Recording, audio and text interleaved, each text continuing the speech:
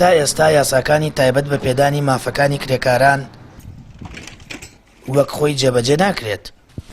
ئەوەش بۆتە جێگەی نیگەرانی کرێکاران و خاوەن پیشەکان کە حکوومەت باجیان لێوەردەگرێت، بەڵام لە حاڵەتە مەترسیەکاندا دەستەبەری کۆمەڵایەتیان پێنادرێت. هیچ بیمەیەک بۆ ئێمە نییە. بۆ نمونە ئێمە تا تەمەنێکی کەم لەوە چ بتوانین ئەم ئیشە بکەین.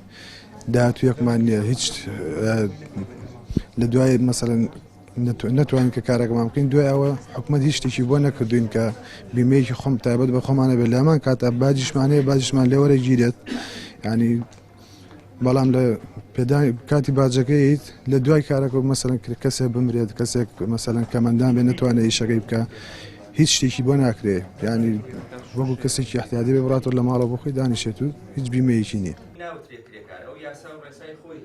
لە ئەڵەبجە پانەڵێکی تایبەت بۆ ئاشناکردن و پێدانی وەشیاری کرێکاران و خاوەن پیشەکان ئەنجام درا.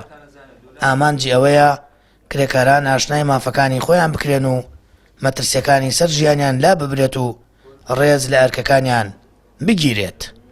ئەم یاسایە لە داهاتووە دەرەکەوێت چه خزمەتێکی کردووە لەبەرەوەی تۆ پرۆسەیە کە بەردەوامی مەسەن خزمەتەکەی فەرمانبەرێکی حکوومەت کە دا ئەمەزرێ بیدایەتەکەی لە ئەخیری 20 ساڵی خزمەت تا دەرەکەوێت کە خانوشینەکە لەبەرەوە زۆر دیار نییە، نەتیجەکەی زۆر دیار نییە. بەڵام بۆ هەڵەبجە ئێستا ئەمە دەست بەکار بووین و بەڕێبەرێکی بۆ دانراوە بە سوپاسەوە وەزارەتی کاروباری کۆمەڵایەتی حکوومەتی یاریمی کوردستان ئیستیسنایەکی کردووە کە بەوەی کە نزیکی 20 فەرمانبەر بۆ پارێزگای هەڵەبجە دامەزرێنێ و بەڕێبەرایەتی ئەکرێتەوە و دەست بەکارە بین لێرە.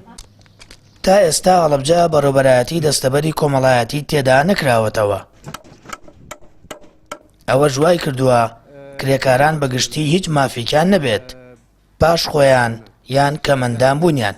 جگە لەوەش حکوومەت نەیتوانیوە یاساکانی تایبەت بە کرێکاران و دەستەبەری کۆمەڵایەتی وەک خۆی جێبەجێ بکات و ڕۆژانە کرێکاران لەسەر کارەکانیان ڕوبەڕووی مەترسی گەورە دەبنەوە، لەوانە بەختکردنی گیانی خۆیان یان لە دەستدانی ئەندامێکی جەستەیان. سامان فەتاح، کەناڵی ئاسمانی پەیام، هەڵەبجە.